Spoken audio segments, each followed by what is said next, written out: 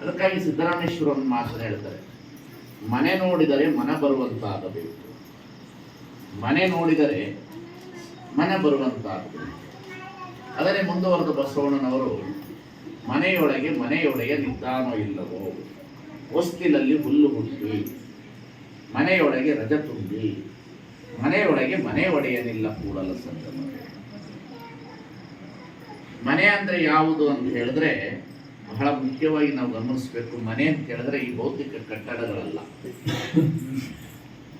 ಬಹಳ ಜನ ಮನೆ ಅಂತ ತಿಳ್ಕೊಂಡಿದ್ದಾರೆ. ಮನೆ ಅಂತಂದ್ರೆ ಅದು ಮನುಷ್ಯನ ಬದುಕಿಗೆ, ಪ್ರಕೃತಿಗೆ ವಿಕೋಪಕ್ಕೆ ಒಳಗಾಗಲಾರದೆ ಒಂದು ವಾಸಿಸುವಂತ ಸ್ಥಳ ಅಷ್ಟೇ. ಅದು ಮನೆ ಅಂತ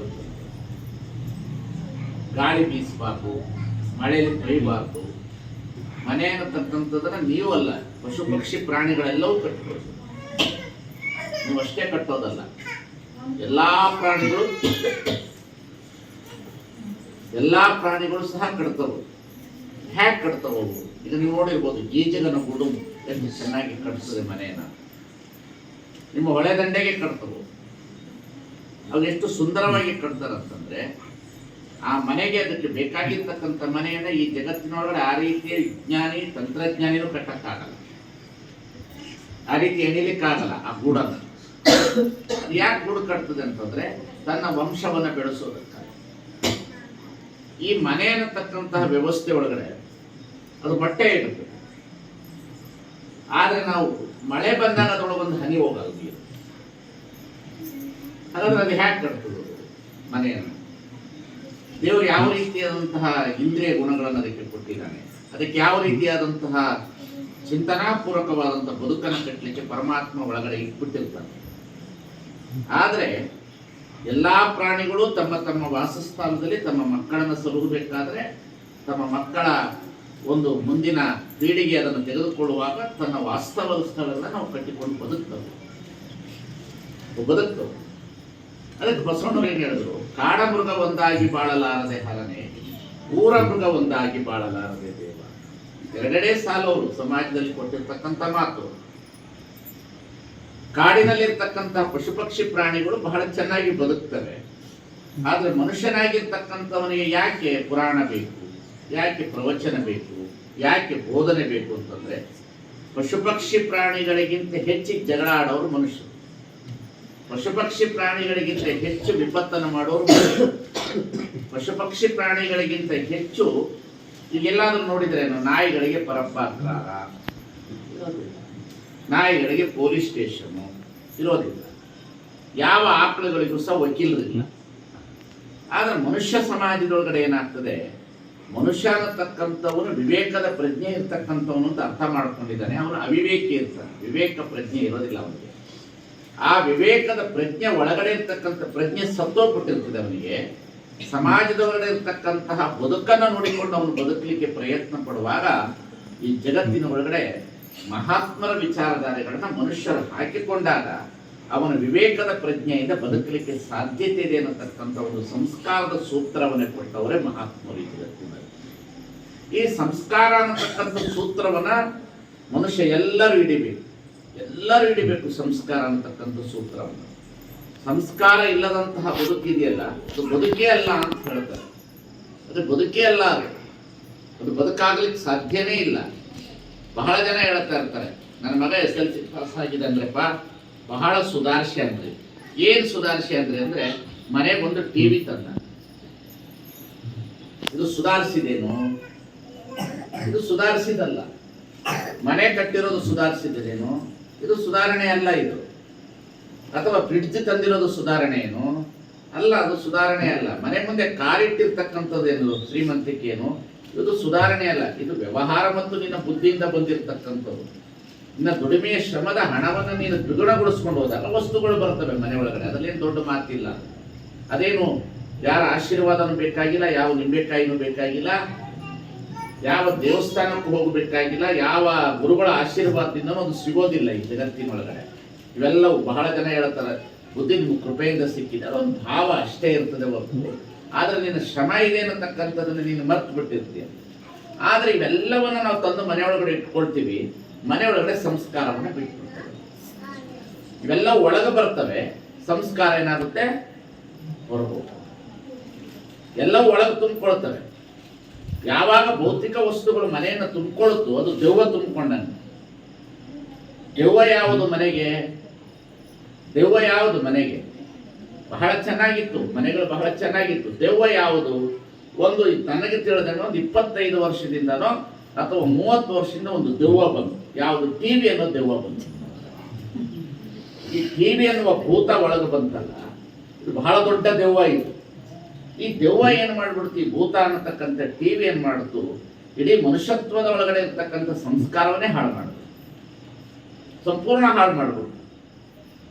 ಎಷ್ಟು ಮಟ್ಟಿಗೆ ಹಾಳು ಮಾಡುತ್ತೆ ಅಂತಂದ್ರೆ ಅಷ್ಟು ದೊಡ್ಡ ಮಟ್ಟಿಗೆ ಹಾಳು ಮಾಡಿಬಿಡ್ತದೆ. ಒಂದು ಭೂತ ಅದರ ಒಳಗಡೆ ಬಂತು. ಈಗ ನೋಡಿ, 12ನೇ ಶತಮಾನದಲ್ಲಿ ಯಾವ ಟಿವಿ ಇಲ್ಲ, ಯಾವ ಮೊಬೈಲ್ ಇಲ್ಲ, ಯಾವ ಕಾರ್ ಇಲ್ಲ, ಯಾವುದೇ ರೀತಿಯಾದಂತಹ ಐಹಿಕ ಸುಖಗಳಿಲ್ಲ. ಆದರೆ ಅವರು ಝೀರೋ ಬಂಡವಾಳದಿಂದ ಜಗತ್ತನ್ನ ಕಟ್ಟಲಿಕ್ಕೆ ಪ್ರಯತ್ನ ಪಟ್ಟರು. ಅವ್ರು ಎರಡೇ ನಂಬಿದವರು. ಏನು ನಂಬಿದ್ರು? ಒಂದು ಪ್ರಕೃತಿಯನ್ನ ನಂಬಿದ್ರು, ಈ ಪ್ರಕೃತಿಯನ್ನು ಕೊಟ್ಟಂತ ದೇವರನ್ನ ನಂಬಿದ್ರು. ಪ್ರಕೃತಿಯನ್ನ ನಂಬಿದ್ರು, ಪ್ರಕೃತಿ ಕೊಟ್ಟಂತಹ ದೇವರನ್ನ ನಂಬಿದ್ರು.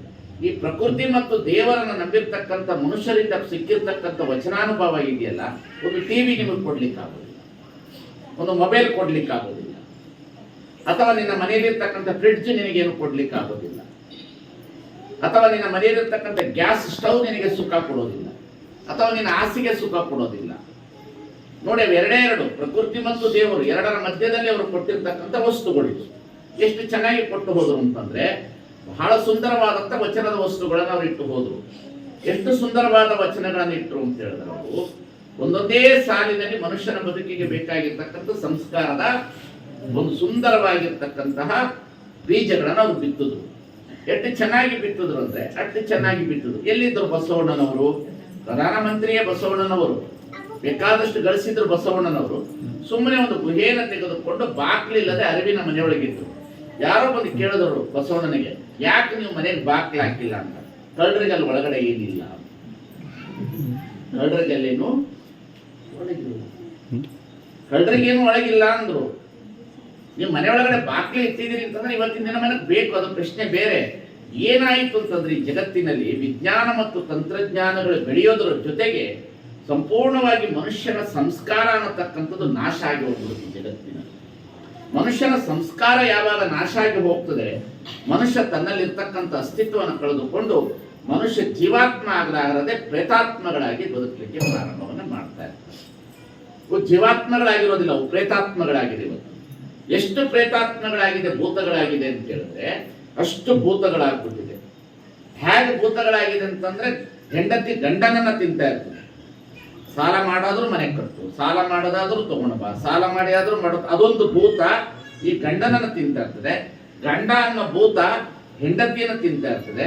ಗಂಡ ಹೆಂಡತಿ ಅನ್ನತಕ್ಕಂಥ ಭೂತ ಮನುಷ್ಯರನ್ನ, ಮಕ್ಕಳನ್ನ ತಿಂತಾ ಇರ್ತಾರೆ. ಮಕ್ಕಳೇನು ಮಾಡ್ತಾರೆ? ತಂದೆ ತಾಯಿನ ತಿಂತಾರೆ. ಅದಕ್ಕಾಗಿ ಶರಣರೇನು ಹೇಳಿದ್ರು, ಮನೆ ನೋಡ ಬಡವರು, ಮನ ನೋಡ ಘನ ಸಂಪನ್ನರು. ಎರಡೇ ಸಾಲು. ಮನೆ ನೋಡ ಬಡವರು, ಮನ ನೋಡ ಘನ ಸಂಪನ್ನ. ಎಷ್ಟು ಸುಂದರ ಮಾತು. ಮನೆ ಹೇಗಿರ್ಬೇಕು ಅಂತಂದ್ರೆ, ಮನೆ ನೋಡ ಬಡವರು, ಮನ ನೋಡ ಘನ ಸಂಪನ್ನ. ಎಷ್ಟು ಸಂಪತ್ತು ಇರ್ಬೇಕು ಅಂತಂದ್ರೆ, ಈಗ ಶಿವಾನಂದ ಮೇಟಿಯಲ್ಲಿ ಇಷ್ಟು ದೊಡ್ಡ ಮನೆ ಕಟ್ಟ್ಯಾನ ಅಂತಂದ್ರೆ ನಾವು ಮನೆ ನೋಡು ಬರೋದಿಲ್ಲ. ಇದಕ್ಕಿಂತ ದೊಡ್ಡ ಮನೆ ಕಟ್ಟಿದವರು ಇದ್ದಾರೆ, ಮನೆ ನೋಡು ಬರೋದಿಲ್ಲ. ಶಿವಾನಂದ ಮೇಟ್ಯಾಲ್ ಅನ್ನತಕ್ಕಂಥ ಮನೆ ಬಹಳ ಸುಸ್ಥಿರವಾಗಿರೋದ್ರಿಂದ ಅವನ ದೇಹ, ಮನಸ್ಸು, ಭಾವನೆ, ಈ ಮನೆ ಚೆನ್ನಾಗಿರೋದ್ರಿಂದ ಈ ಮನೆ ಒಳಗಡೆ ಬರ್ಲಿಕ್ಕೆ ಸಾಧ್ಯತೆ ಇರುತ್ತೆ. ಈ ಮನೆಯನ್ನು ನೋಡಿ ಯಾರು ಬರೋದಿಲ್ಲ ಮನೆ ಒಳಗಡೆ. ಬಹಳ ಜನರಿಗೆ ಅರಿವಿರಬೇಕು. ನಾವೇನ್ ಮಾಡ್ತಾ ಇದೀವಿ ಅಂದ್ರೆ, ನಮ್ಮನ್ನ ನಾವು ಕಳ್ಕೊಂಡು ಬದುಕ್ತಾ ಇದ್ದೇವೆ. ನಾವೆಲ್ಲರೂ ನಮ್ಮನ್ನ ನಾವು ಕಳೆದುಕೊಂಡಿದ್ದೇವೆ. ಒಬ್ಬ ಬಹಳ ದೊಡ್ಡ ವಿಜ್ಞಾನಿ ರಾತ್ರಿ ಏನ್ ಮಾಡದಂತ, ಹಗಲೊತ್ತು ಒಂದು ಸುಂದರವಾಗಿರ್ತಕ್ಕಂಥ ಲೈಟ್ ಅನ್ನು ಹಿಡ್ಕೊಂಡು ಹೊರಟಿದ್ನ. ಲೈಟ್ ಹಿಡ್ಕೊಂಡು ಹೊರಟಿದ್ನ. ಯಾರ ಕೇಳದಂತೆ, ಯಾಕೆ ಲೈಟ್ ಹಿಡ್ಕೊಂಡು ಹೋಗ್ತಿದ್ಯ?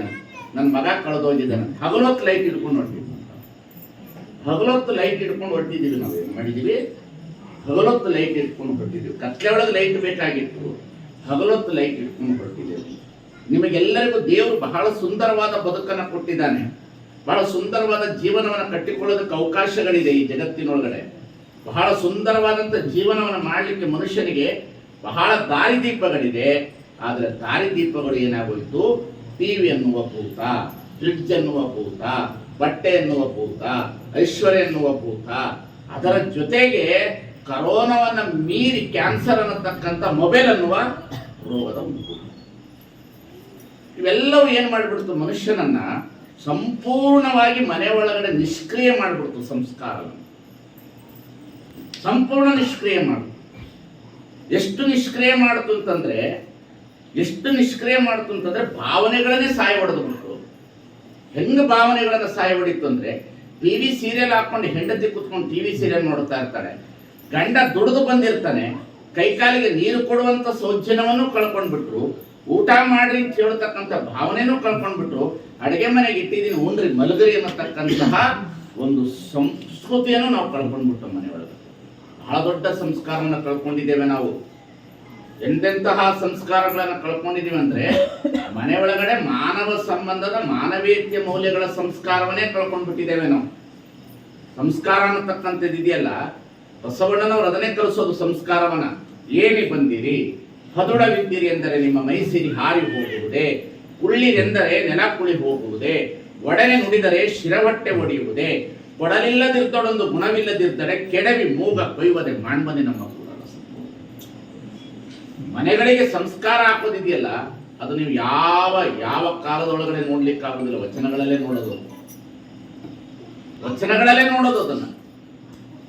ನಾನು ಎಲ್ಲರಿಗೂ ಅದನ್ನೇ ಹೇಳ್ತೇನೆ. ಬಹಳ ಜನರಿಗೆ ಏನಾಗಿದೆ ಅಂತಂದ್ರೆ, ಮನೆ ಇಲ್ಲದಿದ್ದರೆ ಬದುಕಲ್ಲ, ಮನಸ್ಸು ಒಳ್ಳೆದಿಲ್ಲದಿದ್ದರೆ ಬದುಕಾಗುತ್ತೆ. ಮನೆ ಬಹಳ ದೊಡ್ಡದಲ್ಲ. ಯಾಕೆ 30 ದಿವಸ ನಿಮ್ಮ ಮನೆಗಳಿಗೆ ಬಂದರು? ಯಾಕೆ ನಿಮ್ಮ ಮನೆ ಒಳಗಡೆ ದೀಪವನ್ನು ತೆಗೆದುಕೊಂಡು ಬರ್ತಾರೆ? ಯಾಕೆ ವಚನಗಳ ನಿಮ್ಮ ಮನೆಗೆ ತರ್ತಾರೆ? ಕಾರಣ ಏನು ಅಂತಂದ್ರೆ, ಆ ಮನೆಯಲ್ಲಿ 1 ತಿಂಗಳ ವರ್ಷಕ್ಕೊಂದ್ಸಲ ನಿಮ್ಮ ಮನೆ ಬಂದಾಗ ಗಂಡ ಇರ್ತಾನೆ, ಹೆಂಡತಿ ಇರ್ತಾನೆ, ಮಕ್ಕಳು ಇರ್ತಾಳೆ, ಅಜ್ಜ ಇರ್ತಾಳೆ, ಕಾಕ ಇರ್ತಾಳೆ, ತಂಗಿ ಇರ್ತಾಳೆ, ಬಂಧು ಇರ್ತಾರೆ, ಬಳಗ ಇರ್ತಾರೆ, ಓಣಿಯವರೆಲ್ಲರೂ ಕೂಡಿ ಪ್ರಾರ್ಥನೆ ಮಾಡ್ತಾರೆ. ಪ್ರಾರ್ಥನೆ ಮಾಡಿದ ಮೇಲೆ ನಿಮ್ಮ ಕುಶಲೋಪರಿಗಳನ್ನ ಮಾತನಾಡ್ತೀರಿ, ಕಷ್ಟ ಸುಖಗಳನ್ನು ಹಂಚ್ಕೊಳ್ತೀರಿ, ಬಾಂಧವ್ಯಗಳು ಹೆಚ್ಚಾಗ್ತದೆ. ಅಲ್ಲೇನಾದರೂ ನಿಮಗೆ ತೊಂದರೆಗಳಿದ್ದರೆ ಅದಕ್ಕೆ ಸ್ಪಂದಿಸುವಂತಹ ಮನುಷ್ಯರುಗಳು ಆ ಸಂದರ್ಭದಲ್ಲಿ ಬಂದಿರ್ತಾರೆ. ಎಲ್ಲವನ್ನ ಒಳಗೊಂಡಿರ್ತಕ್ಕಂಥ ವ್ಯವಸ್ಥೆಯನ್ನು ಕೊಟ್ಟಿರ್ತಕ್ಕಂಥ ಒಂದು ಮಹಾಮನೆಯ ಒಂದು ಕಲ್ಪನೆಯೇ ಬಸವಣ್ಣನದು ಬಹಳ ದೊಡ್ಡದು ಅನ್ನತಕ್ಕಂಥದ್ದನ್ನು ಬಹಳ ದೊಡ್ಡ ಕಲ್ಪನೆ ಇದು. ಸುಮ್ಮನೆ ಒಂದು ಬಸವಣ್ಣನವರ ಪೂಜೆ ಮಾಡಿ ಬಸವಣ್ಣನಿಗೆ ಋಣ ತೀರಿಸೋದಲ್ಲ ಅದು, ಅಥವಾ ಶ್ರಾವಣ ಬಂತು ಅಂತ ಹೇಳಿ ಒಂದು ವಚನಗಳನ್ನ ತೆಗೆದುಕೊಂಡು ಹೋಗೋದಲ್ಲ ಅದು. ಇವತ್ತು ನಮ್ಮ ಮನೆಯಲ್ಲಿ ಕಾರ್ಯಕ್ರಮ ಇದೆ ಅಂತ ಕೂಡ ನೀವೆಲ್ಲರೂ ಮನೆಯಲ್ಲಿ ಇರ್ತೀರಿ, ಓಣಿಯಲ್ಲಿರೋರ್ನೆಲ್ಲರನ್ನು ಕರೀತೀರಿ, ವಚನಗಳನ್ನೇ ಕೇಳಿಸ್ತೀರಿ. ಆ ಮನುಷ್ಯನಿಗೆ ಏನೋ ಒಂದು ನೋವಾಗಿರ್ತಕ್ಕಂಥ ಮನುಷ್ಯನಿಗೆ ಆ ಸಂದರ್ಭದಲ್ಲಿ ಅನುಭವದ ಮುಖಾಂತರ ಅವನಿಗೆ ಒಂದಿಷ್ಟು ಬದುಕಿಗೆ ದೇಹಕ್ಕೆ ರೋಗ ಬಂದಾಗ ಒಂದು ಸಣ್ಣ ಮಾತ್ರೆ ಜ್ವರವನ್ನ ಹೇಗೆ ತೆಗೀತದೆ, ಹಾಗೆ ಕುಳಿತು ಕೇಳುವಾಗ ನಮ್ಮ ಅನುಭವದ ಮಾತಿನಲ್ಲಿ ನಿಮಗೆ ಸಿಗುವಂತಹ ಭವರೋಗಕ್ಕೆ ಬೇಕಾಗಿರ್ತಕ್ಕಂಥ ಒಂದು ವಚನದ ಸಾಲು ಸಿಕ್ಕಿಬಿಟ್ರೆ ನಮ್ಮ ಬದುಕಿನಲ್ಲಿ ಪುನಃ ನಾವು ಬದುಕಲಿಕ್ಕೆ ಸಾಧ್ಯ ಇದೆ ಅನ್ನತಕ್ಕಂಥ ಒಂದು ಕಲ್ಪನೆಯನ್ನು ಇಟ್ಟುಕೊಂಡೇ ಈ ಮಹಾಮನದ ಕಲ್ಪನೆಯನ್ನು ತಂದಿರ್ತಕ್ಕಂಥ. ಮಹಾಮನೆ ಅನ್ನತಕ್ಕಂಥ ಕಲ್ಪನೆಯ ಕಾರ್ಯಕ್ರಮಗಳಿದೆಯಲ್ಲ, ಅದು ಸಂಪ್ರದಾಯವಲ್ಲ, ಅಥವಾ ನಮ್ಗೆ ಹೇಳಿ ಹೋಗಿದ್ದಾರೆ ನಾವು ಮಾಡಬೇಕನ್ನತಕ್ಕಂಥ ಕಟ್ಟಪ್ಪಣೆ ಅಲ್ಲ. ಅದು ಕಟ್ಟಪ್ಪಣೆ ಅಲ್ಲ, ಸಂಪ್ರದಾಯವಲ್ಲ. ಅದು ಬಹಳ ದೊಡ್ಡ ಕೆಲಸವನ್ನು ಮಾಡುತ್ತದೆ. ಆ ಕೆಲಸವನ್ನು ನೀವು ತಿಳ್ಕೊಳ್ಬೇಕು. ಇವತ್ತು ನಮ್ಮ ಮನೆಯೊಳಗಡೆ ಭೂತಗಳು, ಎಷ್ಟು ಭೂತಗಳು ಅಂತಂದ್ರೆ, ಮಕ್ಕಳ ಕೈಯಲ್ಲಿ ನಾವು ಮೊಬೈಲನ್ನು ಕೊಡದೆ ಹೋದರೆ ಮಕ್ಕಳು ಊಟ ಮಾಡಲಾರದ ಪರಿಸ್ಥಿತಿಗೆ ನಾವು ತಂದಿರ್ತೀವಿ. ಎಷ್ಟರ ಮಟ್ಟಿಗಾಗಿದೆ, ಏನಾಗಿದೆ? ಹೆಣ್ಣುಮಕ್ಕಳು ಸಂಜೆ ಹೊತ್ತು ರಾತ್ರಿ ಹೊತ್ತು ಮನೆಯೊಳಗಡೆ ಕೆಲಸ ಮುಗಿಸಿ ಬಂದ ಮೇಲೆ ಒಂದು ಕಾಲದಲ್ಲಿ ಕೈಕಾಲು ಮುಖ ತಕ್ಕೊಂಡು ಆ ಜಗಲಿ ಮೇಲೆ ಒಂದಿಷ್ಟು ದೀಪ ಹಚ್ಚಿ ಅಲ್ಲೇ ಕೂತ್ಕೊಂಡು ಶಿವ ಅಂತ ಹೇಳಿ ಒಂದಿಷ್ಟು ಏನಾದರೂ ಹಾಡ್ತಿದ್ರು. ಹಾಡಿದ ಮೇಲೆ ಎಲ್ಲರೂ ಕೂತ್ಕೊಂಡು ಪ್ರಸಾದ ಮಾಡ್ತಿದ್ರು. ಈಗ ನಮ್ಮ ಹೆಣ್ಣು ಮಕ್ಕಳು ಯಾವಾಗ ಊಟ ಮಾಡ್ತಾರಂದ್ರೆ, ಟಿವಿ ಒಳಗಡೆ ಕ್ರೈಮ್ ಸ್ಟೋರಿ ಮೇಲೆ ಒಂದು ಹೆಣ ಬಿದ್ದ ಮೇಲೆ ಊಟ ಮಾಡ್ತಾರೆ. ಇದು ನಮ್ಮ ಪರಿಸ್ಥಿತಿ. ನೀವು ನಗ್ತಾ ಇದ್ರಿ, ನಿಮ್ಮನ್ನೆಲ್ಲ ಕಳ್ಕೊಂಡ್ಬಿಟ್ಟಿದ್ರಿ. ನಿಮ್ಮ ಮಕ್ಕಳು ನಿಮ್ಮ ಕೈಗೆ ಸಿಗೋದಿಲ್ಲ.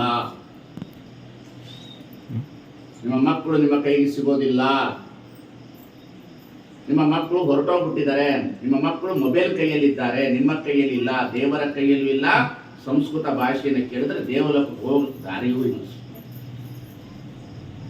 ನಿಮ್ಮ ಮಕ್ಕಳು ಎಲ್ಲಿ ಸಿಕ್ಕಾಕೊಂಡಿದ್ದಾರೆ? ನಿಮ್ಮ ಮಕ್ಕಳೆಲ್ಲ ಹೊರಟೋಗ್ಬಿಟ್ಟಿದ್ದಾರೆ, ಯಾರ ಕೈಲಿಲ್ಲ ಮಕ್ಕಳು, ಯಾರ ಕೈಲಿಲ್ಲ, ಸಣ್ಣ ಮಗುವಿನ ಕೈಯಲ್ಲಿ ಹೋಗೋ.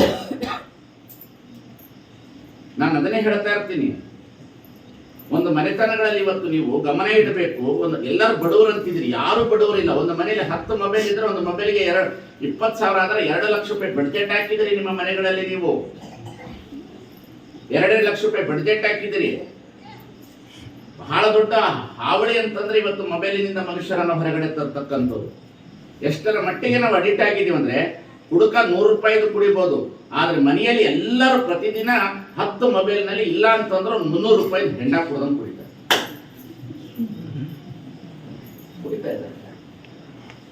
ವಿತಿನ್ ಸೆಕೆಂಡಿಂಗ್ ಹೊಡೆಯೋದಕ್ಕೆ ದುಡ್ಡು ಹೋಗ್ತಾ ಇದೆ 100 ಕೋಟಿ ರೂಪಾಯಿ. 130 ಕೋಟಿ ಜನಸಂಖ್ಯೆ ಒಳಗಡೆ 100 ಕೋಟಿ ಮೊಬೈಲ್ ವಿತಿನ್ ಸೆಕೆಂಡ್ ಹೋಗ್ತಾ ಇದೆ. ಸೋಷಿಯಲ್ ಮೀಡಿಯಾದಲ್ಲಿ ಹಣ ಹಾಳು ಮಾಡ್ತಾ ಇದೀವಿ ನಾವು ಹೇಳ್ತಾ ಇದೀವಿ, ಕುಡುಕರು ಹಾಳಾಗ್ತಾ ಇದ್ದಾರೆ. ಕುಡ್ದವನು ಏನಾಗ್ತಾನೆ, ಒಬ್ಬನೇ ಹಾಳಾಗ್ತಿದ್ದಾನೆ. ಮೊಬೈಲ್ ಎಲ್ಲ ಮನೆತನವನ್ನೇ ಹಾಳು ಮಾಡ್ತಾ ಇದೆ.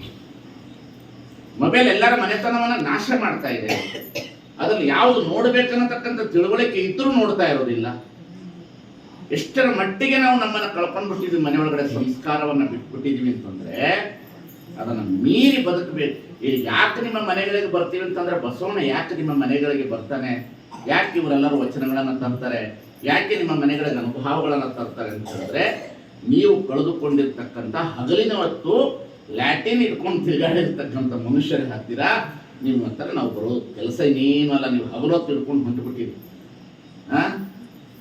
ಏನ್ ಮಾಡೋದು? ಕತ್ಲೆ ಒಳಗಡೆ ಕರಿಬೇಕನ್ನ ಹುಡುಕೋದನ್ನು, ಕತ್ಲೆ ಒಳಗಡೆ ಕರಿಬೇಕನ್ನ ಹುಡುಕುವಂತ ಮನಸ್ಸಿನ ಸ್ಥಿತಿ ಇದ್ದಾಗ, ಕತ್ಲೆ ಒಳಗೆ ಒಂದಿಷ್ಟು ಬಿಡಿ ಬೆಕ್ಕಿದ್ರೆ ಕಾಣ್ತದ್ರಿ, ಕತ್ಲೆ ಒಳಗಡೆ ಕರಿಬೇಕಿದ್ರೆ ಹೇಗೆ ಹುಡುಕಾಡೋದು? ಎಲ್ಲರ ನಮ್ಮ ತನು ಮನ ಭಾವಗಳೆಲ್ಲ ಎಷ್ಟರ ಮಟ್ಟಿಗೆ ಈಗ ನೋಡಿ, ನನಗೆ ತಿಳಿದಂಗೆ ಒಂದು 70 ವರ್ಷ 80 ವರ್ಷದ ಮುದುಕಿಯರು ಬಹಳ ಚೆನ್ನಾಗಿದ್ದರೆ ಈಗ ಅವರೆಲ್ಲರೂ ಮೊಬೈಲ್ ಚಾಲು ಮಾಡ್ಯಾರ.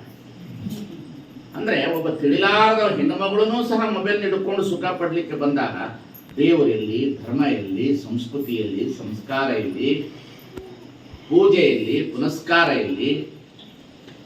ಹಾಗಾದರೆ ನಿಮ್ಮ ಈ ಜಗತ್ತಿನ ಒಳಗಡೆ ಯಾವುದು ಸುಖ? ನಿಮ್ಮ ದುಃಖಕ್ಕೆ ಯಾವುದು ಕಾರಣ? ನಿಮ್ಮ ಸುಖಕ್ಕೆ ಮೂಲ ಯಾವುದು? ಹೆಣ್ಣು ಮಕ್ಕಳ ಸುಖಕ್ಕೆ ಮೂಲ ಯಾವುದು? ಬೆಳಗ್ಗೆ ನಮ್ಮ ಮನೆತನಗಳಲ್ಲಿ ಹೆಣ್ಣು ಮಕ್ಕಳು ಬೆಳಗ್ಗೆ ಎದ್ದು ಕೂಡಲೇ ಕೈಕಾಲು ಮುಖ ತಕೊಂಡು ವಿಭೂತಿ ಹಚ್ಕೊಂಡು ಕಸಬರಿಕೆ ಹಿಡಿತಿದ್ರು. ಇವಾಗ ಹೆಣ್ಣು ಮಕ್ಕಳು ಕಸಬರಿಕೆ ಹಿಡಿದ್ಬಿಟ್ಟು ಮೊಬೈಲೇ ಹಿಡಿತಾರೆ. ಹೇಗೆ ಮಾಡೋದು? ಹೇಗೆ ಕಲಿಸೋದು? ಇವತ್ತು ನನ್ನ ಭಾಷಣ ನಿಮ್ಮ ಮನೆಗೆ ಅಷ್ಟೇ ಸೀಮಿತ ಅಲ್ಲ, ಇದು ಜಗತ್ತಿನಲ್ಲಿ ಇವತ್ತು ವಿದ್ಯಮಾನಗಳು ನಡೀತಿರ್ತಕ್ಕಂಥದ್ದು ನೋಡಿಬಿಟ್ರೆ ಈ ಸಂಸ್ಕೃತಿ ಸಂಸ್ಕಾರವನ್ನು ಉಳಿಸೋದು ಹೇಗೆ? ನಾವು ಹೇಗೆ ಅದನ್ನು ತೆಗೆದುಕೊಂಡು ಹೋಗ. ರಾಜಕಾರಣಿಗಳು ಪ್ರಶ್ನಾತೀತರಾಗಲಿಲ್ಲ, ಅವರು ಪ್ರಶ್ನೆಗೆ ಒಳಪಟ್ಟರು. ಬಂಡವಾಳಶಾಹಿಗಳು ಪ್ರಶ್ನಾತೀತವಾಗಬೇಕಾಗಿತ್ತು, ಅವರು ಪ್ರಶ್ನೆಗೆ ಒಳಪಟ್ಟರು. ಮಾಧ್ಯಮದವರು ಪ್ರಶ್ನಾತೀತರಾಗಿ ನ್ಯಾಯವನ್ನು ಕೊಡಬೇಕಾಗಿತ್ತು, ಅವರು ಸಹ ಪ್ರಶ್ನೆಗೆ ಒಳಪಟ್ಟರು. ಎಲ್ಲರೂ ಪ್ರಶ್ನೆಗೆ ಒಳಪಟ್ಟಾಗ ನಮಗೆ ಏಕಮೇವವಾದಂತಹ ಪ್ರಶ್ನೆಗೆ ಉತ್ತರ ಕೊಡ್ತಕ್ಕಂಥ ಒಬ್ಬ ವ್ಯಕ್ತಿ ಯಾರಾದರೂ ಅದು ಬಸವಣ್ಣ ಮಾತ್ರ.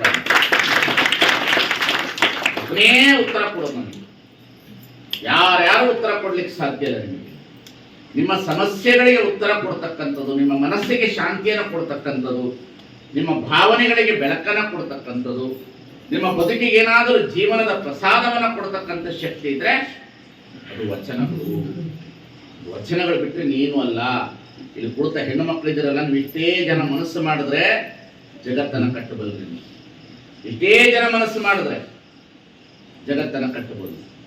ಯಾಕೆ ಅಂತ ಹೇಳಿದ್ರೆ, ಒಬ್ಬ ಹಡಪದ ಅಪ್ಪಣ್ಣನ ಧರ್ಮಪತ್ನಿ ಲಿಂಗಮ್ಮ ಕಟ್ಟುತ್ತಾಳೆ, ಒಬ್ಬ ಪುಣ್ಯ ಸ್ತ್ರೀ ಕಟ್ತಾಳೆ, ಒಬ್ಬಳು ವೇಷಾವಾಟಿಕೆಯನ್ನು ಮಾಡಿಕೊಂಡು ಬದುಕ್ತಿರ್ತಕ್ಕಂಥವಳ ಮನಸ್ಸು ಬದಲಾದ ಕೂಡಲೇ ದೊಡ್ಡ ಸಂಕವಿ ಆಗ್ತಾಳೆ, ಸತ್ಯಕ್ಕ ಆಗ್ತಾಳೆ, ಮಾಯಾದೇವಿ ಆಗ್ತಾಳೆ.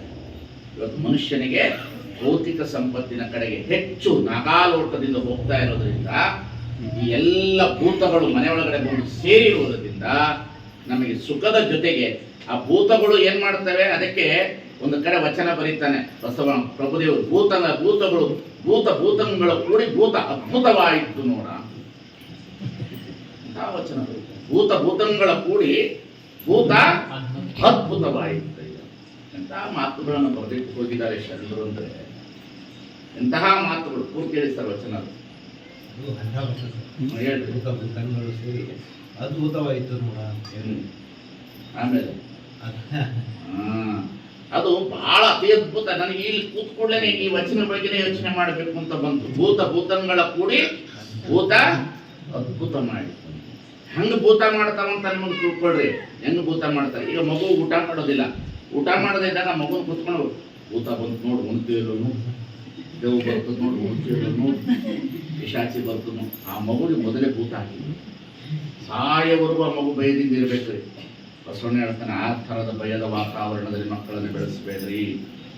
ಭೂತಗಳ ಕೂಡಿ ಭೂತ ಅಂತಂದ್ರೆ ಪಂಚಭೂತಾತ್ಮಗಳು. ಆ 5 ಭೂತಗಳಿಂದ ಈ 5 ಭೂತ ಆಗೈತೆ ಅಂತ ಅರ್ಥ. ಆತ್ಮಿಕವಾಗಿ ಪುನಃ ಈ 5 ಭೂತಗಳೇನು ಮಾಡವೆ, ಈ 5 ಭೂತವನ್ನು ಮಾಡವೆ. ಇದು ಅದನ್ನು ತಿಂತಾ ಇದೆ, ಇದನ್ನು ತಿಂತಾರೆ. ಎರಡು ಸೇರ್ಕೊಂಡು ಅದ್ಭುತವಾಗಿ ಬಿಟ್ಟವಂತ ಈ ಜಗತ್ತಿನೊಳಗಡೆ ಏನೇನು ಕೆಲಸ ಮಾಡ್ಯಾವಂತ ಹೇಳಬಾರ್ದಂತ ಈ ಭೂತಗಳು, ಈ ಪಂಚಭೂತಾತ್ಮಕಗಳು. ಈ ಪಂಚಭೂತಾತ್ಮಗಳಿಂದ ಈ ಪಂಚಭೂತಾತ್ಮಗಳ ದೇಹ ಇವು ಭೂತಗಳ ಕೂಡಿ ಭೂತ ಅದ್ಭುತವಾಯಿತಂತೆ. ಯಾಕ ನೋಡ್ರಿ, ಈ 5 ಭೂತಗಳು ಯಾವ್ದು? 5 ಭೂತಗಳು ಏನಿಲ್ಲ. ಈಗ 5 ಜನ ಮಾಸ್ತರ್ ಅನ್ನೋ ಭೂತ, 5 ಭೂತಗಳು ಏನು ಮಾಡ್ಬಿಟ್ಟು ಎಲ್ಲ ಭೂತದ ಮನೆ ನುಗ್ಗುದು. ಈ ಭೂತಗಳು ಸೇರಿ ಏನು ಮಾಡ್ಬಿಟ್ಟು ಮಂಗಲದೊತ್ತಿಗೆ ಮಹಾಭೂತವಾಗಿ ಪರಿವರ್ತನೆ ಹೊಂದಿಸಿಬಿಡ್ತಾವ. ಅಷ್ಟು ಶಕ್ತಿ ಇರ್ತಾವಂತವು. ಯಾವಕ್ಕ ಭೂತಗಳಿಗೆ ಪಂಚಭೂತಗಳು ಹೌದು, ಅದರಿಂದ ಹುಟ್ಟ್ಯಾವಲ್ಲ. ಅವು ಏನಾದ್ರು ಬದಲು ಮಾಡಕ್ ಶುರು ಮಾಡಿದ್ರೆ ಜಗತ್ತು ಬದಲಾಯಿಸ್ತಾವಂತವು.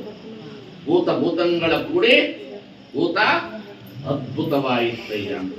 ಹಾಗೆ ನಾನು ಹೆಣ್ಣು ಮಕ್ಕಳಿಗೆ ಏನು ಹೇಳ್ತೀನಿ ಅಂದ್ರೆ, ನೀವು ಮಕ್ಕಳನ್ನ ಮದುವೆ ಮಾಡಿಕೊಂಡು ಹುಟ್ಟಿಸೋ ದೊಡ್ಡ ಮಾತಲ್ಲ. ಮದುವೆ ಆಗದೆ ಹೋದ್ರು ಹಂಗೆ ಕುಡಿದ್ರು ಹುಡ್ತಾವ, ಅವೇನು ದೊಡ್ಡ ಮಾತು. ಜಗತ್ತಿನಲ್ಲಿ ನಿಸರ್ಗದ ನಿಯಮ. ಅದಕ್ಕೆ ಮದುವೆನೇ ಆಗಬೇಕು ಅಂತೇನಿಲ್ಲ, ಅದಕ್ಕೆ ಮದುವೆನೇ ಆಗಬೇಕು ಅಂತೇನಿಲ್ಲ. ಮತ್ತೆ ಅದನ್ನೇ ರೆಕಾರ್ಡ್ ಹಾಕಿರಿಲ್ಲ. ಹೇಳಿದ ಮಾತು ಅದಕ್ಕೆ ಕಟ್ ಮಾಡಬೇಕು ಅನ್ನೋದಲ್ಲ. ಮಾತನಾಡುವಾಗ ಬಹಳ ಎಚ್ಚರ ಇರ್ತದೆ.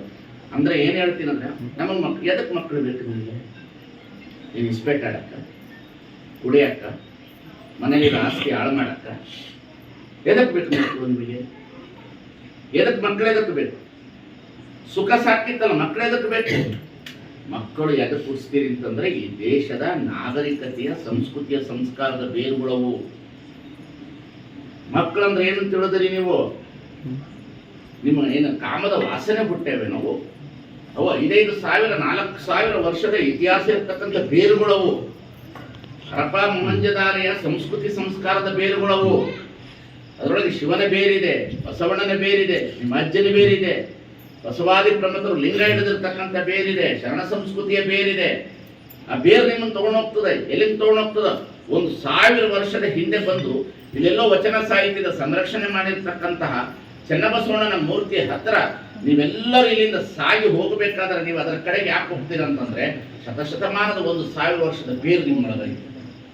ಅದು ತಗೊಂಡೋಗ್ತದೆ, ಅದು ನಿಮ್ಮನ್ನು ಎಳ್ಕೊಂಡು ಹೋಗ್ತದೆ. ಅದು ನೀವು ಬೇಡ ಅಂದ್ರೆ ಅದು ಕರ್ಕೊಂಡು ಹೋಗ್ತದೆ. ಅದು ನಿಮ್ಮನ್ನು ಅಷ್ಟು ಸುಂದರವಾಗಿ ತಗೊಂಡೋಗ್ತದೆ. ಅದರ ಜೀವಾತ್ಮ ಅನ್ನತಕ್ಕಂಥ ಶಕ್ತಿ ಇದೆಯಲ್ಲ, ಅದು ನೀವು ಬಹಳ ಸೂಕ್ಷ್ಮವಾಗಿ ಗಮನಿಸಬೇಕು. ಅದು ಬಹಳ ದೊಡ್ಡ ಫಿಲಾಸಫಿ. ಈಗ ನನಗೊಂದು ತಗೊಳಕ್ ಹೋಗೋದಿಲ್ಲ. ಅದನ್ನು ತಗೊಂಡ್ರೆ ವಿಸ್ತಾರ ಮಾಡ್ತಕ್ಕಂಥ ವಿಚಾರ ಅಲ್ಲ, ನಿಮಗೆ ಅರಿವು ಆಗೋದಿಲ್ಲ. ನೀವು ನೋಡ್ರಿ, ನೀವು ಎಷ್ಟೇ ಬೇಕಾದ್ರೆ ನೀವೇನೇ ಮಾಡ್ರಿ, ನೀವು ಸುಮ್ಮನೆ ನೋಡ್ರಿ. 1,000 ವರ್ಷದ ಹಿಂದೆ ವಚನ ಸಾಹಿತ್ಯ ಸಂರಕ್ಷಣೆ ಆಗಿದೆ. ಇವತ್ತಿಗೂ ಇಲ್ಲಿಂದ ನಡ್ಕೊಂಡು ಕರ್ಕೊಂಡು ಹೋಗ್ತದೆ. ಯಾಕ? ನಿಮ್ಮ ಅಜ್ಜ ಹೋಗ್ಯಾನ, ನಿಮ್ಮ ಅಪ್ಪ ಹೋಗ್ಯಾನ, ನಿಮ್ಮ ಅಯ್ಯ ಹೋಗ್ಯಾನ, ನಿಮ್ಮ ಮುತ್ತಾತ ಹೋಗ್ಯಾನ. ಆ ಜೀನ್ಸ್ ಒಳಗಿಂದ ಬಂದು ಸಿಕ್ಕಾಕೊಂಡದದು. ಯಾಕೊಂಡು ಬರ್ತದ್ರೆ ಅದು. ಅದನ್ನೇ ಜಂಗಮ ಅಂತ ಹೇಳೋದು. ಸ್ಥಾವರ ಕಳಿವುಂಟು ಜಂಗಮ ಕಳಿವಿಲ್ಲ. ದೇಹ ಜೀರ್ಣ ಆಗ್ತದೆ, ಒಳಗಿರುವ ಸಂಸ್ಕಾರ ನಿನ್ನ ಮಗನೊಳಗಿರ್ತದೆ, ನಿನ್ನ ತಾಯಿ ಒಳಗಡೆ ಇರ್ತದೆ, ನಿನ್ನ ತಂದೆ ಒಳಗಡೆ ಇರ್ತದೆ, ನಿನ್ನ ಮಕ್ಕಳೊಳಗಡೆ ಇರ್ತದೆ. ಆ ಸಂಸ್ಕಾರವನ್ನು ನೀನು ಗುರುತಿಸಬೇಕು ಅಂತ ಅನ್ನೋದಕ್ಕಾಗಿ ಇಂತಹ ಸಂಸ್ಕಾರದ ಕಾರ್ಯಕ್ರಮಗಳು. ಆ ಸಂಸ್ಕಾರಕ್ಕೆ ನೀರನ್ನು ಕೊಡಬೇಕಾಗ್ತದೆ, ಬೇಲಿಯನ್ನು ಕೊಡಬೇಕಾಗ್ತದೆ, ಸಂರಕ್ಷಣೆಯನ್ನು ಮಾಡಿಕೊಳ್ಬೇಕಾಗ್ತದೆ ನಿಮ್ಮ ಮಕ್ಕಳನ್ನ.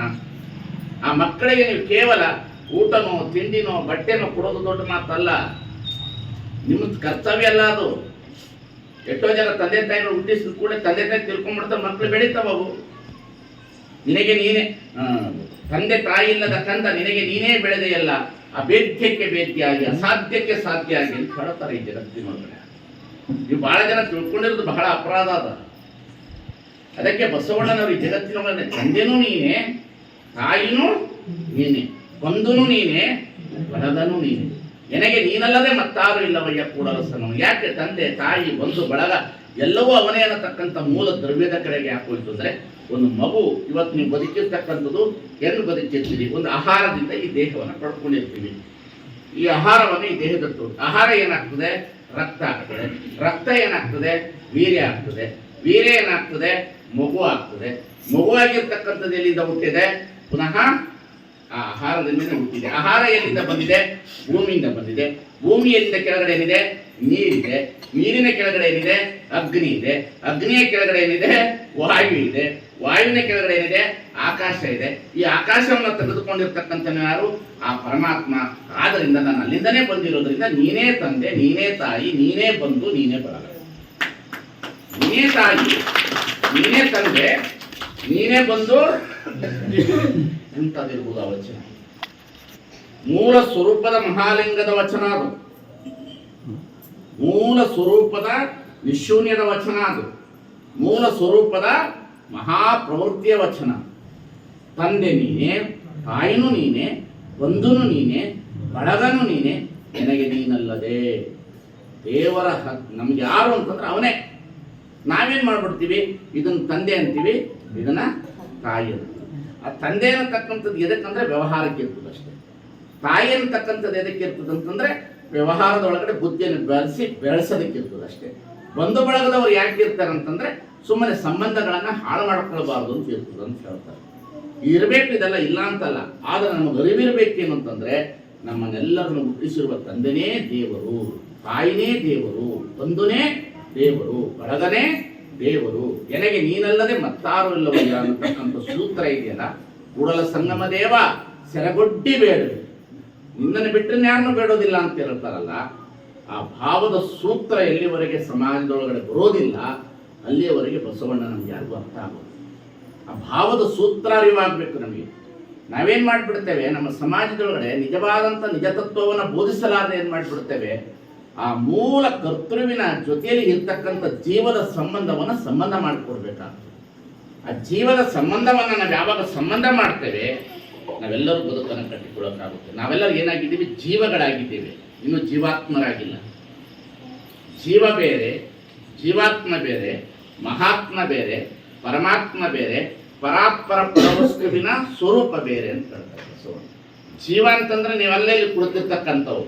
ನಿಮ್ಮಲ್ಲಿ ಎಷ್ಟಿದೆ ಜೀವ ಅಂತಂದ್ರೆ ಕೇವಲ ಲೌಕಿಕದ ಭೂತದ ಜೀವ ಅಷ್ಟೇ ಇದೆ. ಏನು?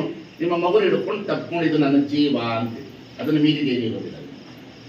ಅದನ್ನ ಇಟ್ಕೊಂಡಿರ್ತೀರಿ, ಆದ್ರೆ ಅರಿವಿರ್ಬೇಕು. ಅದನ್ನ ಇಟ್ಕೊಂಡ ಮೇಲೆ ಇದನ್ನು ಸುಮ್ಮನೆ ಒಂದು ಇಟ್ಕೊಂಡಿದ್ದೀನಿ, ಆದ್ರೆ ಒಳಗೆ ಬೇರೆ ಇರ್ತಕ್ಕಂಥದ್ದು ಬೇರೆ ಇದೆ ಅನ್ನತಕ್ಕಂಥದ್ದು ನಿಮ್ಗೆ ಅರ್ಥ ಇರಬೇಕು.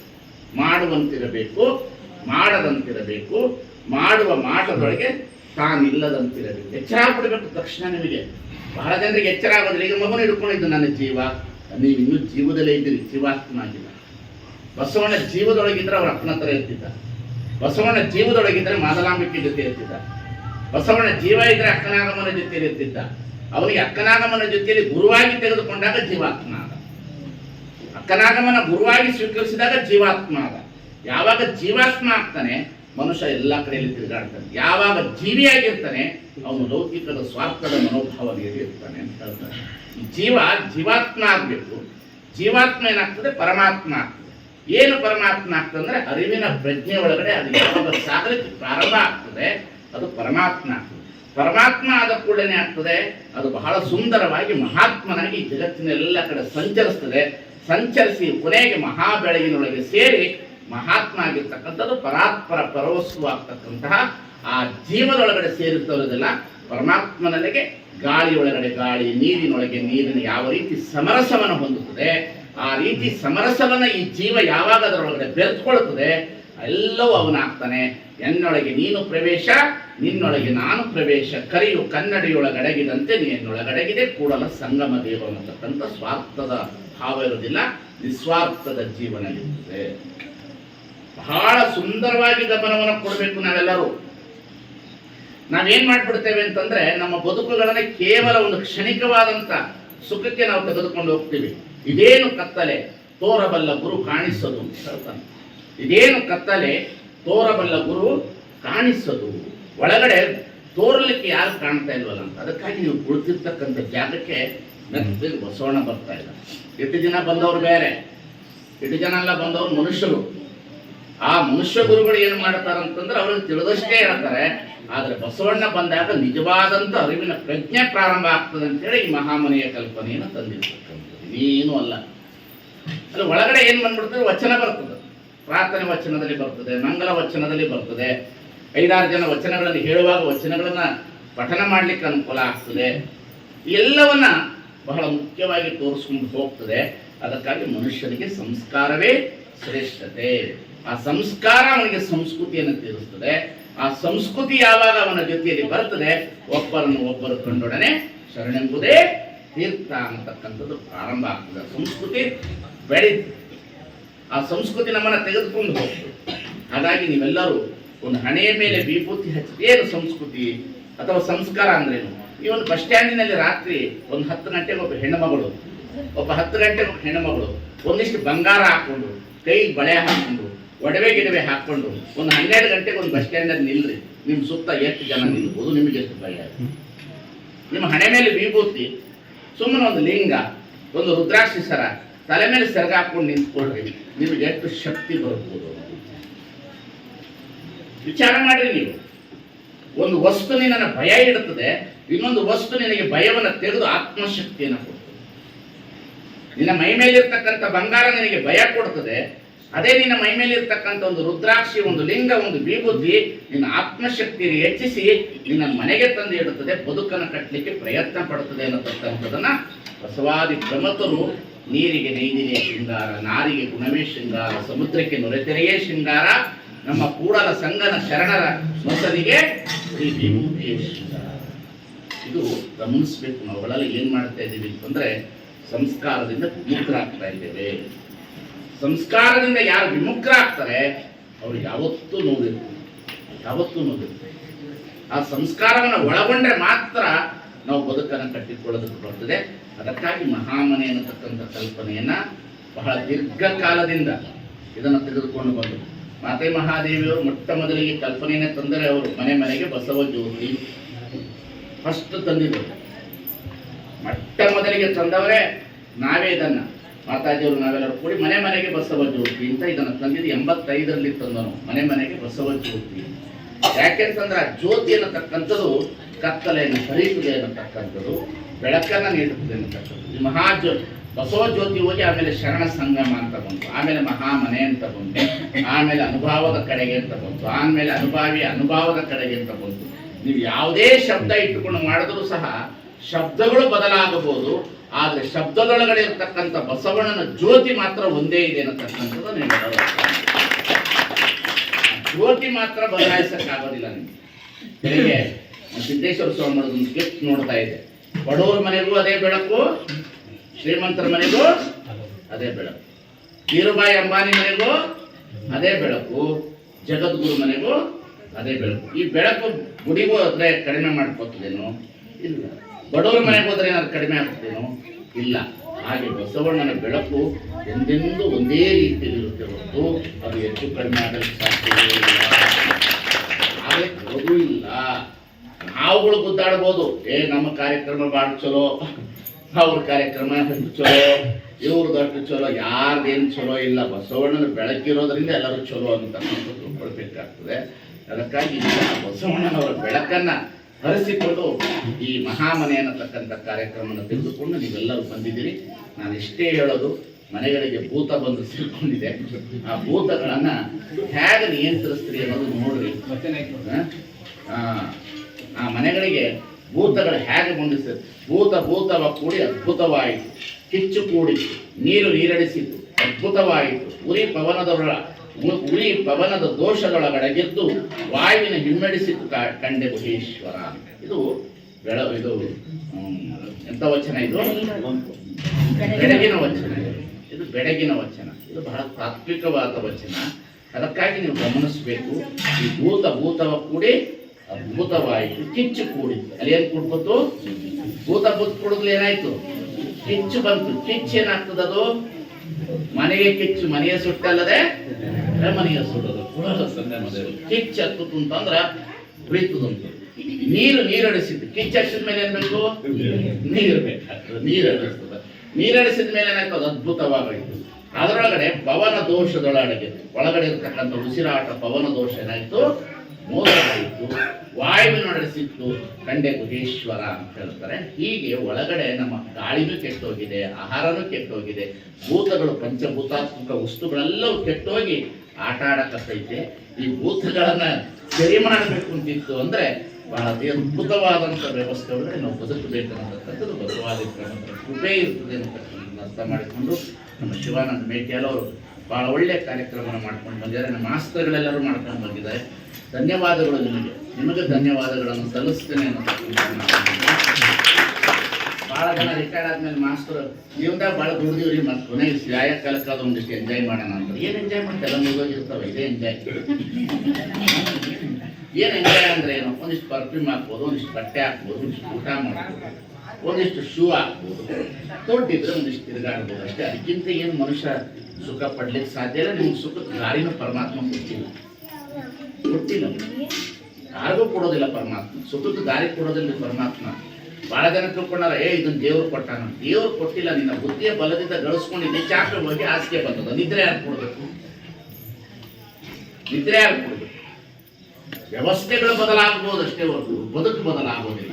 ಬದುಕು ಬದಲಾಗಬೇಕು ಅಂದ್ರೆ ಆತ್ಮಾತ್ಮದ ಕಡೆಗೆ ಬರಬೇಕು, ವಚನಗಳ ಕಡೆಗೆ ಬರಬೇಕು, ಜೀವನದ ಎಡೆಗಳ ಕಡೆಗೆ ಬರಬೇಕು ಅನ್ನೋದನ್ನು ಹೇಳ್ತಾ ಶಿವಾನಂದ ಮೇಟಿಯವರು ಬಹಳ ಚೆನ್ನಾಗಿ ಕಾರ್ಯಕ್ರಮವನ್ನು ಮಾಸ್ತುಗಳೆಲ್ಲ ನಡೆಸ್ಕೊಂಡು ಬಂದಿದ್ರಿ. ಇದನ್ನು ಮುಂದುವರಿಸ್ಕೊಂಡು ಹೋಗ್ರಿ. ಈ ಭೂತಗಳಿಗೆ ಏನಾದರೂ ಒಂದಿಷ್ಟು ಕೆಲಸ ಕಾರ್ಯಕ್ರಮ ಕೊಡ್ತಾನೆ ಇರಬೇಕು. ಇಲ್ಲಾಂದ್ರೆ ನೀರು ಅಡಿಸ್ತದ, ಚರ್ಚಿಸ್ತದ, ಪವನ ದೋಷ ಮಾಡ್ಕೊಳ್ತದ, ವಾಯುವಿನ ದೋಷ ಮಾಡ್ಕೊತದ, ಹಂಗೀಗ ಮಾಡ್ಕೊಳ್ಳೋದಿಲ್ವಂತ. ಇದು ಭೂತಗಳ ಕೂಡಿ ಭೂತ ಅದ್ಭುತವಾಯಿತು ನೋಡ. ಒಂದ್ಸಲ ಓದಿರ್ತೀರಿ, ಹೊರಗೆ ಬಂದ್ಬಿಡ್ತಾವ ಅವು. ಹಾಗಾಗಿ ಅಂತಹ ವ್ಯವಸ್ಥೆನ ನಾವು ಕಂಡುಕೊಳ್ಬೇಕು. ಆದರೂ ಸಹ ನೀವೆಲ್ಲರೂ ಒಳ್ಳೆ ರೀತಿಯಲ್ಲಿ ನಡೆಸ್ಕೊಂಡು ಬಂದಿರಿ. ಎಷ್ಟು ಮನೆಗಳು ನಡೆಸಿದಿರಿ, ಎಲ್ಲರ ಮನೆಗಳಿಗೆ ಬಸವಾದಿ ಪ್ರಮತರ ಕೃಪೆ ಇರಲಿ ಅನ್ನತಕ್ಕಂಥ ಮಾತನ್ನು ಈ ಸಂದರ್ಭದಲ್ಲಿ ಹೇಳ್ತಾ ಮಾಸ್ತರು ಬಹಳ ಚೆನ್ನಾಗಿ ನಡೆಸಿದ್ದಾರೆ. ಬಹಳ ದಿವಸ ಆಯಿತು ಚಂದ್ರೇಗೌಡರನ್ನ ಇವ್ರನ್ನೆಲ್ಲರನ್ನು ನೋಡಿ, ಅವ್ರನ್ನೂ ನೋಡ್ದಂಗೆ ಆಯಿತು. ವಿಜಯಾನಂದ ದೊಡ್ಡವಾಡ ಅವರು ಬಹಳ ಚಲೋ ಮಾತನಾಡೋದು ವಿಭೂತಿ ಅನ್ನತಕ್ಕಂಥದ್ದು. ಯಾಕಂದರೆ ಬೈಲಾರ ಬಸವ ಇವರು ಬಾಲಲೀಲ ಮಹಾಂತ ಶಿವರು ಹೇಳ್ತಾರೆ, ಬಸವ ಎಂದು ಬಸಿತಂ ಧರಿಸಿದರೆ ಬಸವಾದಿ ಪ್ರಮತರಿಗೆ ಪ್ರೀತಿಯ ಬಸವ ಶಟಸ್ಥಳ ಚೆನ್ನ ಬಸವ ಪ್ರಭು ಮುಖ್ಯರು ಬಸಿತವಂ ಧರಿಸಿ ಬಯಲಾದರೆ. ಬಸಿತವಂ ಧರಿಸಿ ಹೆಣ ಕುಂಡ್ರಸ್ದಾಗ ಏನ್ ಹಚ್ಚಿದ್ದಾರೆ? ಬೇರೆಲ್ಲವ್ರು ಹಚ್ಬೇಕು, ಹಚ್ಬೇಕು. ಬ್ಯೂಟಿ ಪ್ಯಾರಲರ್ ಕರೆಸಿ ಏನ್ ಹಚ್ಚಿಸ್ಬೇಕು? ಮೇಕಪ್ ಮಾಡಿಸಿ ಕೂರಿಸ್ಬೇಕು. ಮನುಷ್ಯನಿಗೆ ಅರಿವಿರಬೇಕು, ಮನುಷ್ಯನಿಗೆ ಚೆನ್ನಾಗಿ ಅರಿವಿರಬೇಕು. ಏನ್ ಹಾಕ್ತಿರ್ತಾರೆ? ಪುಣ್ಯಾಗಿಡೋದಕ್ಕೆ ಏನ್ ಕೊಡ್ತಾರೆ? ಲಿಂಗ ಕೊಡ್ತಾರ, ನಿಮ್ಮ ಮನೇಲಿರೋ ಬಂಗಾರ ಹಾಕ್ತಾರೆ, ಗುಂಡುಗಳಿಗೇನು ತಗೋತಾರೆ. ಏನ್ ಕೊಡ್ತಾರೆ? ಲಿಂಗಾನು ಕೊಡ್ತಾರೆ. ವಿಭೂತಿ ಸತ್ತರೆ ಸಂಗಾತಿಯಾಗಿ ಉಳಿಸಿಕೊಂಬ ಇಷ್ಟಲಿಂಗವ ಸಭೆ ಮಾಡಿ ಕೊಟ್ಟೆ ಎಲ್ಲ ಬಸವ. ನಮ್ಮ ಜೊತೆಲಿ ಬರೋದೊಂದು ಏನು ವಿಭೂತಿ ಮತ್ತು ನಿನ್ನ ಬಡ್ಲಿಗಿನೂ ಬರೋಲ್ಲ, ನಿನ್ನ ಮನೆ ಗಣಪತಿ ಇಟ್ಟರು ಕೊಡಲ್ಲ, ನೀನು ಎಂತ ವೀರಭದ್ರದ ಮೂರ್ತಿ ಇಟ್ಟರು ನೀನು ಕುಣಿಯಾಗಿಡೋದಿಲ್ಲ. ನೀನು ಕುಣಿಯಾಗಿಡೋದು ಲಿಂಗ ಅಂತಕ್ಕಂಥ ಭಾಳ ಚೆನ್ನಾಗಿ ಸರಿಯಾಗಿ ಇಟ್ಕೊಳ್ಬೇಕು. ವಿಭೂತಿ ಏನೇನು ಕೊಡಲ್ಲ, ಏನೇನು ಕೊಡಲ್ಲ. ನಮ್ಮ ಜೊತೆಲಿ ಹುಟ್ಟಿದಾಗಲೂ ಲಿಂಗ, ಬದುಕಿಗೂ ಲಿಂಗ, ಕೊನೆಗೆ ಲಿಂಗೈಕ್ಯಗೂ ಲಿಂಗದಲ್ಲಿ ಹುಟ್ಟಿ, ಲಿಂಗದಲ್ಲಿ ಬೆಳೆದು, ಲಿಂಗದಲ್ಲಿ ವಿವರಿಸಿ, ಲಿಂಗದಲ್ಲಿ ಲಿಂಗೈಕ್ಯರಾಗೋರಿಗೆ ಭವ ಉಂಟೆ, ಮರಣ ಉಂಟೆ. ಇಷ್ಟೇ, ಏನೂ ಇಲ್ಲ. ಎಲ್ಲ ಧರ್ಮದೊಳಗಡೆ ಹುಟ್ಟಿದ ಮೇಲೆ ಸಂಸ್ಕಾರ. ಲಿಂಗಾಯತ ಧರ್ಮದಲ್ಲಿ ಗರ್ಭದೊಳಗೇನೆ ಸಂಸ್ಕಾರ. ಬಹಳ ಭಿನ್ನವಾದಂಥ ಒಂದು ಸಂಸ್ಕೃತಿ ಇದು. ಇದೊಂದು ಸಂಸ್ಕಾರ. ಇದನ್ನು ಚೆನ್ನಾಗಿ ಉಳಿಸ್ಕೊಂಡು ಹೋಗ್ಬೇಕು, ಪಾಲಿಸ್ಕೊಳ್ಬೇಕು. ಹೆಣ್ಣು ಮಕ್ಕಳು ಮೊದಲು ಲಿಂಗ ಕಟ್ಟಬೇಕು, ಒಳ್ಳೆ ಲಿಂಗ ಇರಬೇಕು. ಯಾಕೆ ಲಿಂಗ ಇರಬೇಕು ಅಂತಂದರೆ, ಕೊನೆಯದೊಂದು ಮಾತು ಹೇಳಿ ಮುಗಿಸ್ಕೊಡ್ತೇನೆ. ಲಿಂಗ ಯಾಕೆ ಇರಬೇಕು, ಕುರುವಿನಿಂದ ಏನು ಸಾಧ್ಯ ಇದೆ ಅನ್ನೋದಕ್ಕೆ ನಾನು ಮೈಸೂರಿನಲ್ಲಿ ಓದ್ತಾ ಇರಬೇಕಾದ ಸಂದರ್ಭದಲ್ಲಿ ಸುತ್ತೂರು ಜಗದ್ಗುರು ಮಠದ ಮುಂದೆ ನಾವು ಬೆಳಗ್ಗೆ ಅಲ್ಲಿ ಹೋಗ್ತಿದ್ದೋ ಒಂದು ದಿವಸ ಪೂಜೆಗೆ. ಹಿಂಗೆ ಧನುರ್ಮಾಸ ಅಂದರೆ ಅಲ್ಲೆಲ್ಲ ಬೆಳಗ್ಗೆ ಹೋಗುವಂಥ ಪದ್ಧತಿ. ನಾವೀಗ ಧನುರ್ಮಾಸದ ಪೂಜೆಗೆ ಓದಿತ್ತು. ಪೂಜೆಗೆ ಹೋದಂಥ ಸಂದರ್ಭದಲ್ಲಿ ಅಲ್ಲಿ ಒಬ್ಬ ಮಠದ ಹೊರಗಡೆ ಸತ್ತಿದ್ದ. ಸತ್ತ ಕೂಡಲೇ ಯಾರೋ ಬಂದರಿದ್ರು ಗುರುಗಳಿಗೆ, ಯಾರೋ ತೀರ್ಕೊಂಡಾರೆ ಬುದ್ಧಿ ಮಠದ ಮುಂದೆ ಬಿದ್ದಾರ. ಗುರುಗಳು ಪೂಜೆ ಮುಗಿಸಿ ಬಂದು ಯಾರೋ ತೀರ್ಕೊಂಡಾರಂತ ಅವ್ನು ಏನಾರು ಕೊಳ್ಳಾಗ ಮೈಯಾಗ ಏನಾರು ರೈತ ನೋಡ್ಕೊಂಬ ಏನಂದ್ರು, ಕೊಳ್ಳಾಗ ಮೈಯಾಗ ಏನಾರು ರೈತ ನೋಡ್ಕೊಂಬ ಅಂದ ಕೂಡಲೇ ಅಲ್ಲಿ ಇರ್ತಕ್ಕಂಥವ್ರು ಹೋಗಿ ನೋಡಿದ್ರು. ನೋಡಿದ ಕೂಡಲೇ ನನಗೇನು ಇರಲಿಲ್ಲ, ನಮ್ಗೆ ಏನು ಇಲ್ಲರಿ ಅಂದ ಕೂಡಲೇ ಸ್ವಾಮಿಗಳು ಸುಮ್ಮನೆ ಕೂತಿದ್ರು. ಆ ಕಡೆ ನಮಾಜ್ ಮಾಡ್ಕೊಂಡು ಬರೋರು ಅವ್ರು ನೋಡಿದ್ರು, ಅವ್ರು ಏನೋ ನೋಡಿದ್ರು ಅಮರ ಆತ್ಮಿ ಅಂದ್ರು. ಏನಂದ್ರು ಅವರು ಏನಂದ್ರು ಅವ್ರು ನೋಡಿ ಅಮರ ಆತ್ಮಿ ಅಂದ್ರು. ಅವ್ರು ತಿಳ್ಕೊಂಡ್ರು, ಅವರಲ್ಲಿ ಸುನ್ನಿ ಮಾಡಿಸಿರ್ತಾರೆ, ಇದು ನಮ್ಮದು ಅಂತ ತಿಳ್ಕೊಂಡು ಅವ್ರು ತೊಗೊಂಡು ಹೋದ್ರು. ಹಾಗೆ ನೀವೆಲ್ಲರೂ ಓದಿಬಿಟ್ಟು ದೂರ ಸತ್ತರು ನಿಮ್ಮ ಲಿಂಗ ನಿಮ್ಮ ಮನೆ ತಂದು ಬಿಡುತ್ತದೆ ಅನ್ನತಕ್ಕಂಥವ್ರು ನಿಮ್ಗೆ ಇರಬೇಕಂತ ಲಿಂಗ ಕೊನೆಗೆ ಅದೇ ಲಿಂಗ ಆ ಸಮುದಾಯ ಲಿಂಗ ಕಟ್ಕೊಂಡ್ರೆ ಆ ಲಿಂಗಾಯತದವ್ರನ್ನ ಯಾರು ಕರೀದ್ರಲ್ಲಪ್ಪ ನಾನು ಕೂಡ ಅಲ್ಲಿರೋರಾದ್ರೂ ಒಂದಿಷ್ಟು ವಿಭೂತಿ ಹೆಚ್ಚು ನಿಮ್ಮನ್ನು ಮಣ್ಣು ಮಾಡ್ತಾರೆ ಅನ್ನತಕ್ಕಂಥ ನೀವು ಅರ್ಥ ಮಾಡ್ಕೊಳ್ಬೇಕಾಗ್ತದೆ. ನಿಮ್ಮ ಜೊತೆಯಲ್ಲಿ ಯಾವುದು ಬರೋದಿಲ್ಲ, ಬರೋದೇ ಒಂದು ಲಿಂಗ,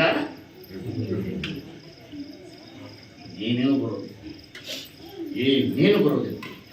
ನಿನ್ನ ಮಾಂಗಲ್ಯ ಬರೋದಿಲ್ಲ, ನಿನ್ನ ಒಡವೆ ಬರೋದಿಲ್ಲ, ನಿನ್ನ ತೋಳುಬಂದಿ ಬರೋದಿಲ್ಲ, ನಿನ್ನ ಉಂಗುರ ಬರೋದಿಲ್ಲ, ನಿನ್ನ ಡಾಬು ಬರೋದಿಲ್ಲ, ನಿನಗೆ ದಾರೆ ಹಾಕಿ ಸೀರೆ ಕೊಡೋದಿಲ್ಲ, ಏನೂ ಕೊಡೋದಿಲ್ಲ.